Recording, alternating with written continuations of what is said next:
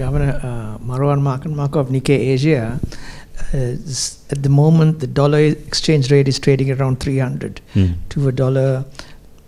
Couple of weeks before the elections on the curb, it was sitting at 320. I mean, outsiders. No, not correct.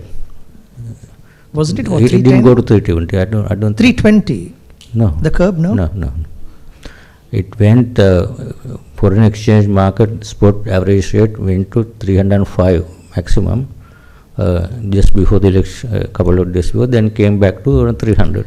305 to 300, the spot exchange rate in the interbank market. Yeah.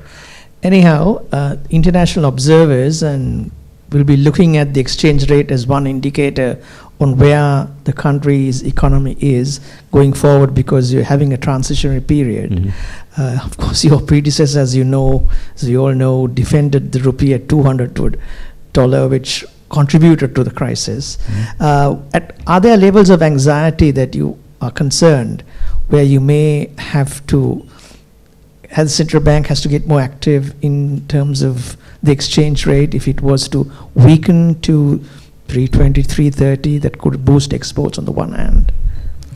No, I think the question, as I just explained in Sinhala, how the exchange rate is determined in our current monetary policy framework is obviously determined through market demand and supply, and also other key macro factors, the current account balance, remittances, foreign exchange earnings, exports, and tourism. Right now they are doing well. And in addition, if there are any investment inflows and outflows, and also level of reserves that we have. So on that basis, but your observation, I'm not quite sure international investors are looking at the exchange rate and determine how economy performs. I think that's, in our view, is not the right way to look at the country's economic performance. It's mainly key economic indicators within our control. So our responsibility is to maintain inflation at low and stable level, that as we agreed with that is the key mandate that central bank has. So we are trying to maintain inflation within those targets. Exchange rate will be determined by the market forces.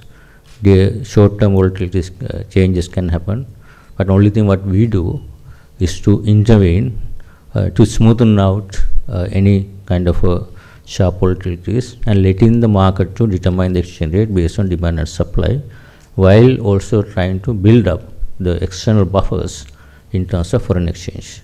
So I think if any international investor is interested, I think I would suggest that they need to look at all the key macroeconomic fundamentals to determine how we are doing, not necessarily the variation, day-to-day variation in the exchange rate.